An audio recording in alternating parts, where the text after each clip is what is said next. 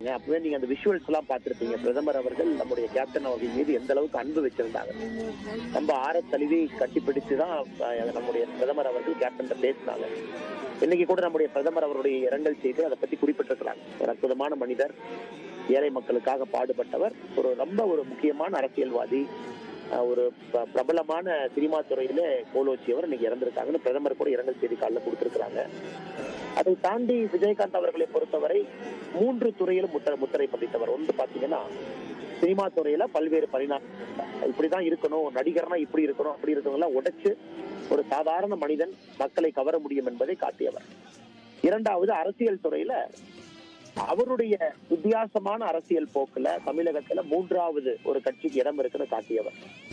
3வது ஒரு மனிதனா ஜெயிச்சிருக்காரு. இந்த இரண்டையும் விட ஒரு மனிதனாக, சாமானிய மக்களை நேசிக்கக்கூடிய மனிதனாக, திரும்ப சாமானிய மனிதன் விஜயகாந்த் அவர்களை நேசிக்கக்கூடிய அற்புதமான ஒரு விஷயத்தை தமிழ்நாட்டுல மிச்ச நாளா பார்த்தது. எனக்கு அவரோட அரசியல் அனுபவம் ரொம்ப குறைவுதான். இருந்தும் 2009 லோக்சபா தேர்தலின் பொழுது அவரோடு பணியாற்றி இருக்கின்ற ஒரு இன்டர்னா, அப்ப MBA படிச்சுட்டு இருந்தாங்க IIM லக்னோல. அப்போ இன்டர்னா ஒரு 3 மாத காலம் இருந்தேன். அதுதான் என்னுடைய அரசியல் அனுபவம்.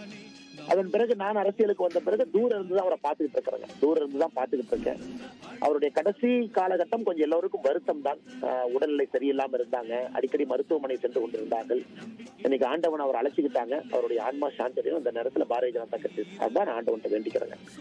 ஒரு அரசியல் கட்சியை தொடங்கி மிக வேகமாக வளர்ந்தவர், அதுவும் நேர்த்தியாக வளர்ந்தவர். ஒரு அரசியல் கட்சி எப்படி வளர வேண்டும், தமிழ்நாட்டில் 2 ஆளுமைகள் இருக்கும் போதே ஒரு கட்சியை எப்படி வளர்த்தெடுக்க முடியும், ஒரு மாற்று சக்தியாக உருவாக்க முடியும் என்பதற்கான ஒரு முன்னுதாரணத்தை கொண்டு வந்தவர் தேமுதிக தலைவர் விஜயகாந்த். சோ அந்த விஷயத்தை எப்படி அவர் சாத்தியமாக்கினார் நீங்க நினைக்கிறீங்க?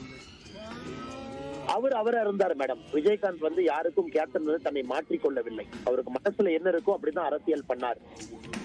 அவரா இருந்தனாலதான் 2 ஆளுமைகள் இருந்த பொழுதே தமிழகத்துல 3வது இடத்தை அவரால் தக்க வைக்க முடிந்தது.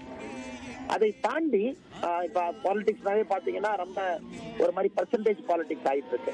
இது பண்ணா அது எப்படி, அது பண்ணா இது எப்படி. விஜயகாந்த் அவர்களை பொறுத்தவரை ரொம்ப டேரிங்கா, போல்டா, ரிஸ்க் எடுத்து அவருக்கு இதயத்துல என்ன தெரியுது பட்டுச்சோ அதை பண்ணார். இந்த இரண்டும் தான் அவரிடம் இருக்கக்கூடிய